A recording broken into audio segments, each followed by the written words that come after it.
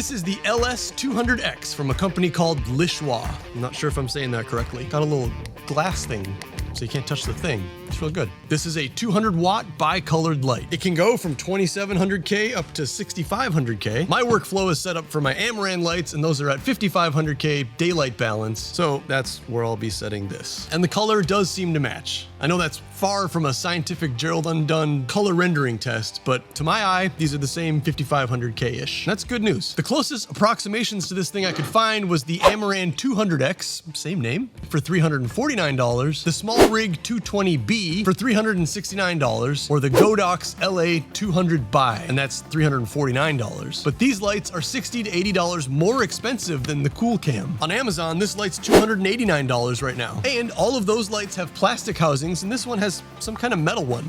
Actually, I couldn't find anywhere on their site what kind of metal this is made out of, but fun science fact, if you take a little bit of vinegar and you scratch the surface, magnesium will react to vinegar, aluminum won't. That's the two metals that this is probably made out of. So we'll just do a little surface scratch in here. Just take a look.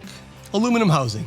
Got an aluminum housing. It smells like I'm cleaning my AC. That's actually kind of a surprise, because this light, ooh, speaking of surprise, because this light, which seems to be in the same category as the lights from Amaran or Smallrig or Godox, in these 1 and 200 watt systems, those all have plastic housings. And hey, there's nothing wrong with plastic. It's pretty strong, it's super light, and all the mounting bits are still metal on all of these. But there's something about this housing that just feels a little more premium. Heavy is good.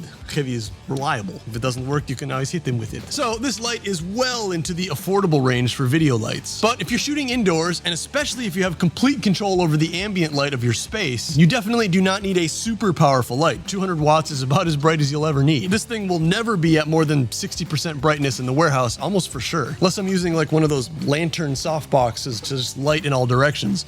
But I don't have one of those, so I'm not gonna use one of those. In here, I typically shoot with 1 or 2 video lights on one side. I have 2 just to simulate like a 5-foot tall softbox out of 2 more affordable light domes. And then this giant aluminum mess on the other side, which does a great job as a bounce fill just off of these lights. I'm a pretty big fan of like dramatic contrasty light anyway, so lights on one side and a bounce on the other side does that perfectly. Side note, if you want a really big light source, but you don't want to buy more stuff, like you don't want to buy softboxes, an even bigger piece of white cardboard works just as well. And who doesn't keep really big pieces of white cardboard in their studio space, right? You can just set that up over beside you. And in this case, your light will face away from you, bounce off of the white cardboard, and that's what's gonna light you up. And you end up with that same nice soft light. You might have to make adjustments in your camera for the brightness. If you use the included reflector, you can get more light under the same spot. And obviously not just on your table like this, but this light is fine. This may be even too bright. Oh God, that's the color. 28%. This thing's at 28%. Oh, I can see way more in the room now. Use the included reflector Bowens mount attachment to really focus the bounce light for maximum effect. So it's plenty bright, it's made out of metal, it's pretty cheap. We can run through the built-in effects if those are something that's important to you. We have pulsing, fire, TV, there's a TV playing behind me. It does sort of produce the feeling of a TV, an ambient TV light. Like if this was just, I don't know, in the window of a house or something, I think it would get you. Lightning, faulty bulb, paparazzi. Oh, okay. SOS, if you're in a circumstance where you're gonna use this as an SOS call, that's weird, but sure. Fireworks.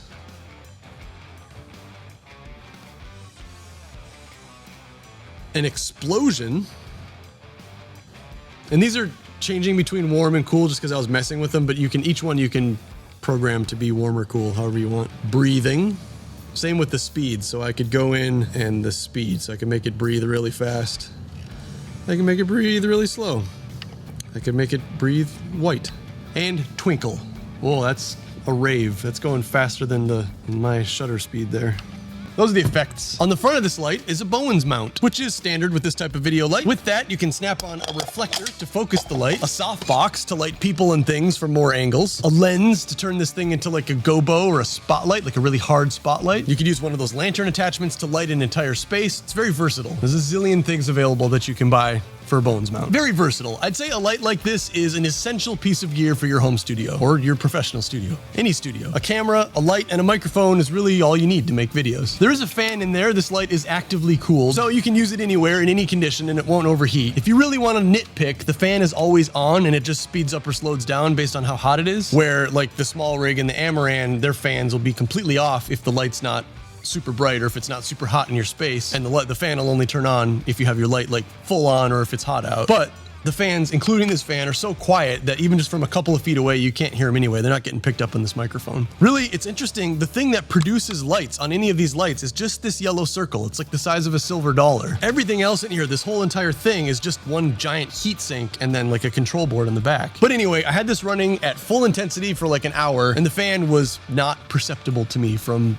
4 feet away. That's a very good sign. It's a great light. It's a fine light. The bicolored LED makes it really useful if you're going to shoot something in an existing place where you don't have control over the lights and you need to match up the lighting of the rest of the room. If you need the lights to be warm, can't do that with these ones. Can do that with this one. I work in the art lighting industry. Isn't that odd? And sometimes older galleries or older gallerists really like the look of those old incandescent lights. So you can just crank this thing down to the 3000K range and get the yellowy look of those old hot lights. If you're interested in the power draw, it's a 200 watt light. So let's take a look here. If we crank it all the way to 100%, I bet it pulls a bit more than 200 to run the fans and the brains.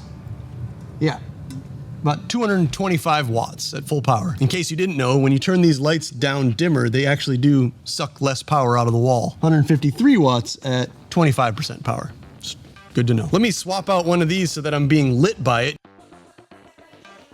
I'm now being lit by it, so you can be the judge of that. Does this look nice? Is this a flattering color and intensity of light?